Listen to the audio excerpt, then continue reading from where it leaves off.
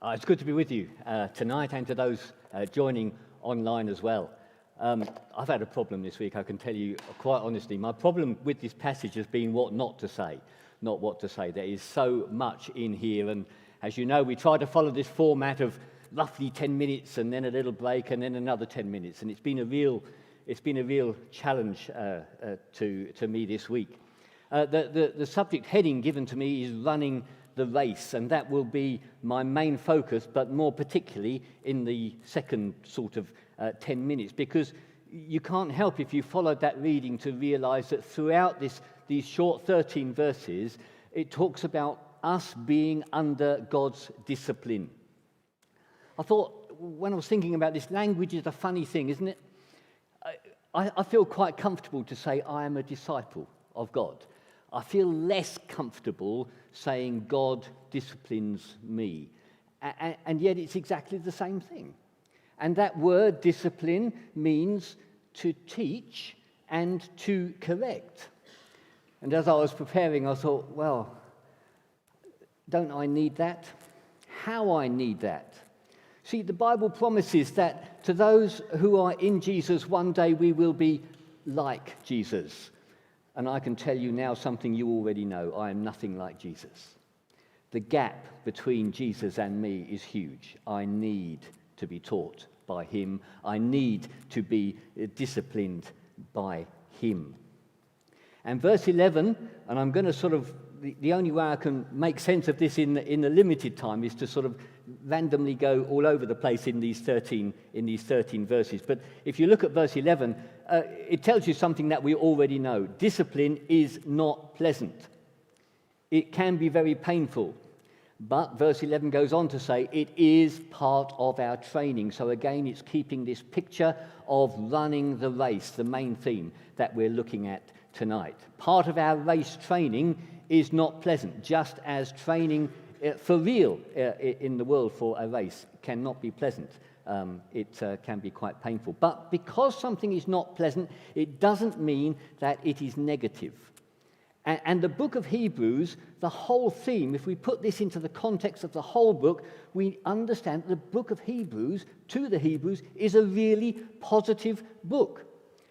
James last week was here, and he brought this out quite rightly, because in his passage in Hebrews chapter 11, he talked about the fact that there is a better country for us to look forward to. But then, as I say, quite rightly, he took us back, didn't he, if you were here? He took us back to chapter 7 and chapter 8 and chapter 9 and chapter 10. And he said, this is just the last of a long list of things which are better. And I jotted them down as he said them. Better hope, better covenant, better promise, better sacrifice, better possession. All of those better things had come before we were challenged to look forward to a better country, and now I'm adding to that list and saying tonight that God's discipline is a better discipline. Better than what?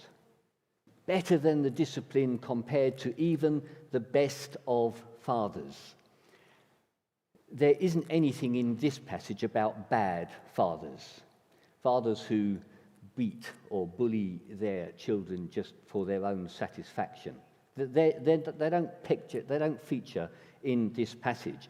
This is to the Hebrews who had good rules about good ways of bringing up their children. And verse 9 says, and therefore verse 9 was able to say, you've all had experience of this. You've all had fathers who disciplined you and you respected them for it. But even the best of fathers get it wrong. That takes us to verse 10. However good your father was or is, he will get it wrong.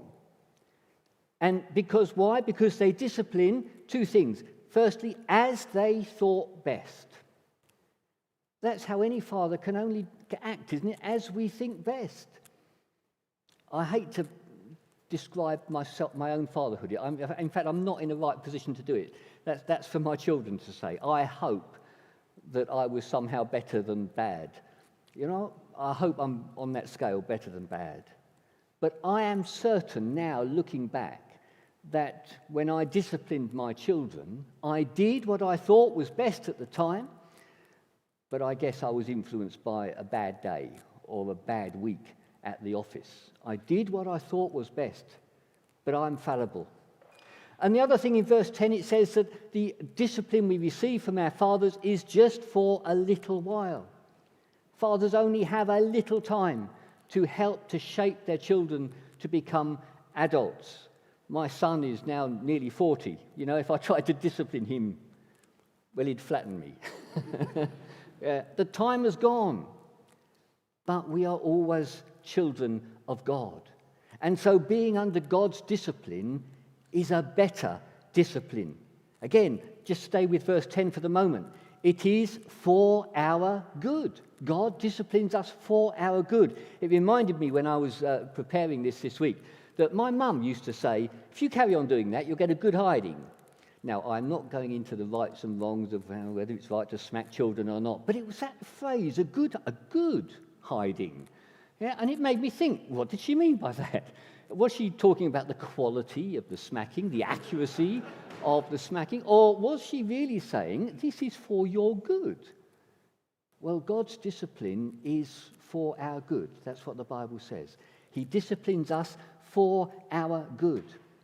And he does it not for the short term, like earthly fathers do, but for the long term. Verse 10 says, he disciplines us so that we may share in his holiness.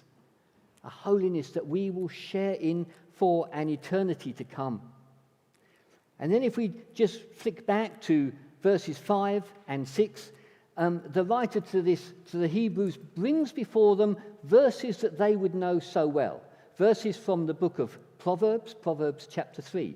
Let's just remind ourselves what they said. My son, do not make light of the Lord's discipline, and do not lose heart when he rebukes you, because the Lord disciplines the one he loves, and he chastens everyone he accepts as his son. And I don't know if you noticed that when we had that read to us earlier on, he says, have you forgotten these words of encouragement? These words about discipline in Proverbs in the Old Testament are words to encourage those who read them. It's to encourage us. Why does it encourage us? Because it's talking about fathers, and when it talks about God disciplining us, it is proof, irrevocable proof, that God is our Father. And I enjoy being a grandparent. It's brilliant, isn't it? If you're grandparents, you can enjoy the grandchildren. But when they need discipline, you give them back. Yeah? It's not my job. God is not like that. He is our Father. And he has the responsibility of disciplining his children. And the discipline that we receive from him, from his hand, is proof that he is our Father. And he takes his responsibilities rightly and properly. But more than that, he is the Father that loves us. The Lord disciplines the one he loves, and he chastens everyone he accepts as his son.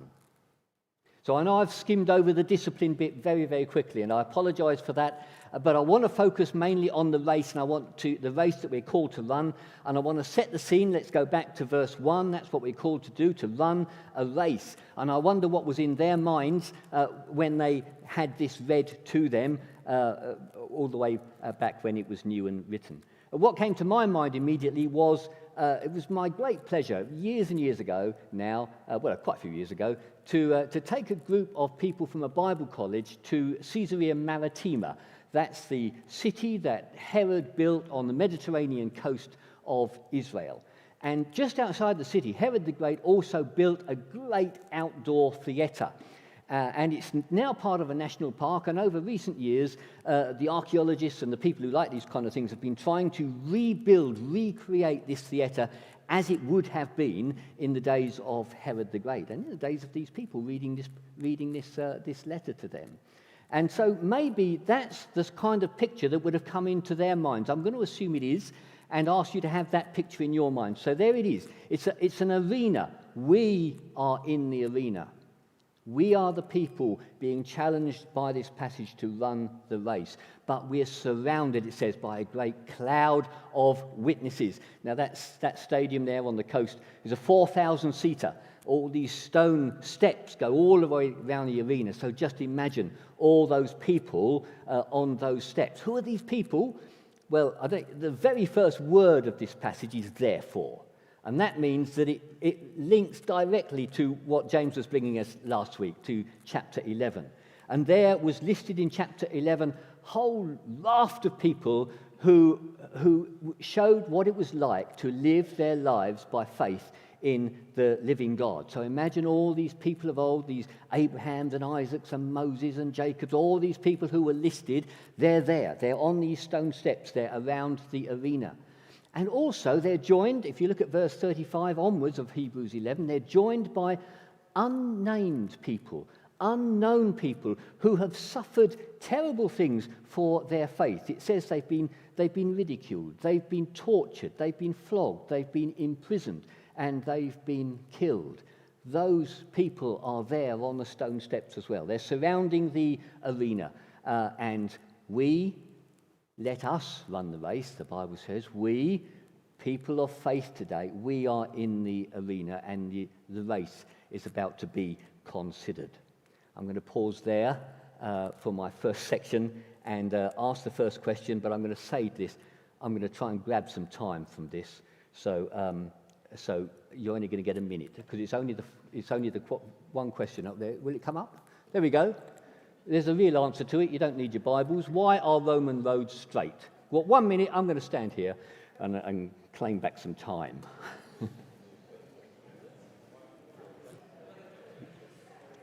We'll come on to your answers in a little while. Let's go back to this arena. Let's go back to the race. What is clear from this passage is that this is a tough race. This is a difficult race.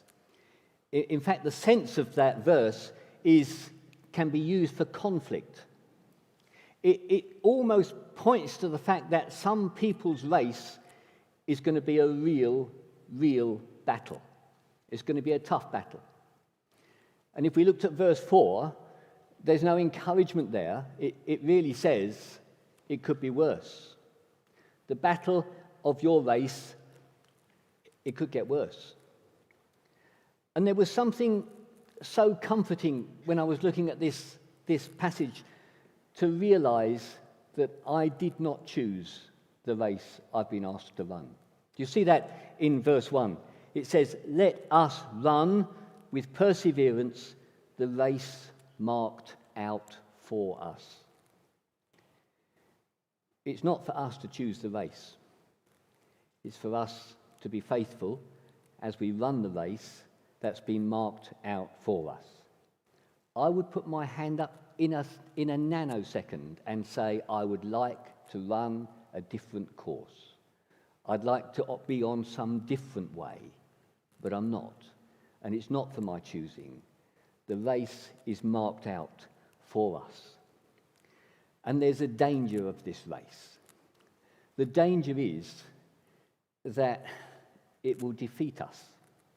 Look at some of the language that's used in verse 3. Verse 3, it talks about growing weary.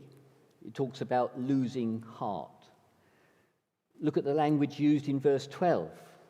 It talks about arms that are feeble, knees that are weak. It's painting a picture of what might happen if we are defeated by the race that has been marked out for us. It's a real danger. And I think we can kind of see it in our mind's eye, can't we?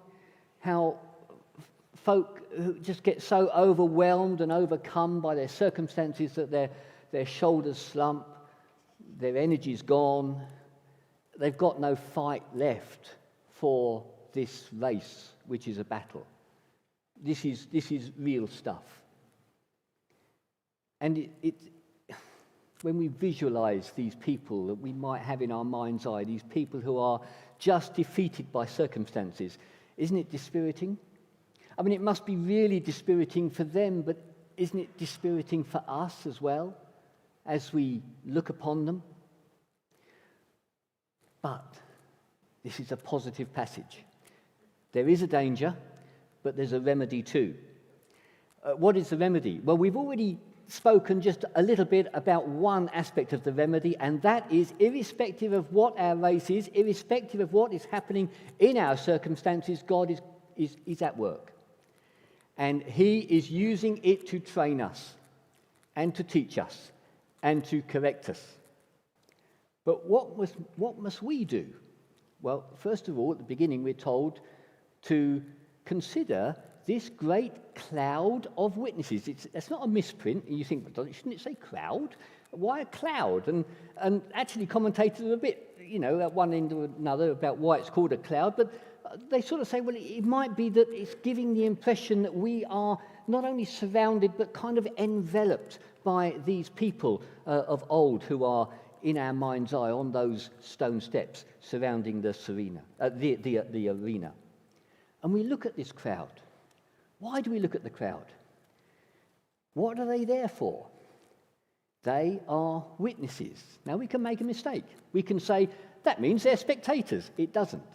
This great crowd of people are not spectators. They're involved. If you're into athletics, and I have to say I'm not, but if you are, you'll see this happening. Like, let me stretch your imagination. I'm a high jumper, okay? And I'm focusing on doing the high jump at the Commonwealth Games, and the bar, it seems so high, and I'm trying to focus on all my energies on getting over that bar. But then what do? Do you see it on the telly? I start clapping, don't I? I start doing this. I start looking at the crowd around me, and what do? They respond. They beat out the time that I've been clapping. They're involved. They're not just there to spectate. They want to be involved. They want nothing more than for me to succeed in the race that I am running. They're involved. Even though they've paid the money to be spectators, they're more than spectators. And these folk that we read of in Hebrews chapter 11, yes, they've paid prices of their own. But they're involved. We can look to them. And how do we look to them? Well, so many of them are so well known. We can read about them. We can read about their experiences. We can read about their relationships with God. And these things can strengthen us in our race. But what about those unnamed people? What about the people we don't know who suffered so much for their faith? Can they help me? They do help me.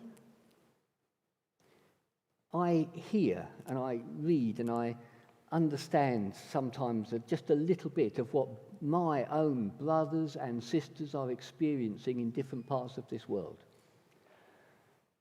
I read about what they're enduring. It's awful what people are enduring for their faith. It's difficult. It's hard. Now, I don't know them. To me, they're unnamed. But boy, do they strengthen my faith. Don't they challenge you as they challenge me to say, would I endure if I was walking in their shoes? Is my faith in God sufficiently strong to endure what they are enduring? I don't know them. They're unnamed, but they're helping me to run this race. And then, I know we're still on verse 1, we're told something else we must do. Throw off everything that hinders, it says. What comes to your mind for that? What might come to your mind is if you're still on the athletics thoughts that, we go to the gym. We'll go to the gym and we'll get fit. Yeah, it's a good thing to do. If you go to the gym, it's a good thing to do. What you might not know, and what I didn't know a week ago, but I know now, is that gymnasium and gymnastics come from the Greek word gymnos, which means naked. I can tell you what was in the minds of these people when they're reading, throw off everything that hinders. It will be throw off everything they were wearing, because that's how they used to run the race. I'm not here to say that this is what we should follow in our race, and that wasn't what immediately came to my mind. What came to my mind was something that was such a pleasure for me. Back in 2014, I was able to have a tour of a yacht that was being prepared to race across the Atlantic Ocean and try to break the record of the fastest crossing of the Atlantic Ocean. It was a wonderful yacht, a huge yacht called Leopard. And when you looked at it from the outside, it was so streamlined. I mean, this is a yacht of all yachts. It was beautiful, absolutely beautiful. But then I went below. That's sea speak for inside, okay? Going below in a boat is going down the steps. What a difference. Not 1 ounce of comfort. No carpets, no curtains, no cushions, nothing. Nothing that would give any comfort to anyone who was sailing that yacht. Everything that was considered unnecessary for running that race, for winning that race, was thrown off that boat. And it's called a bare boat. And I thought, before the watershed, that's probably a better image to have than a bare bottom from the Greeks. What's it telling us? These things aren't wrong. There's nothing wrong with the curtains and cushions and all those things.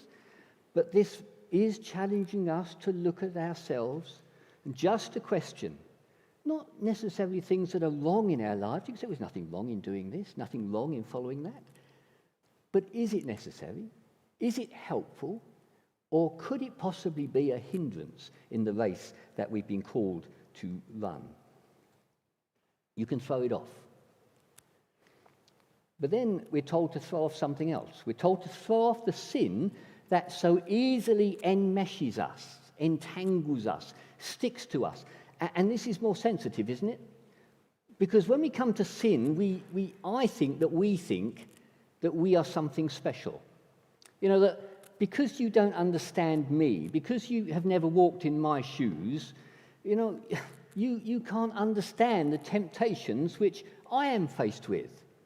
Well, the Bible is so clear. If your thinking is like that, the Bible is so clear. You're wrong.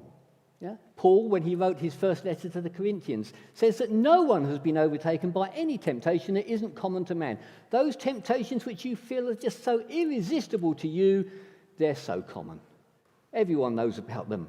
Everyone has similar temptations. And what our passage says, quite simply, is throw them off.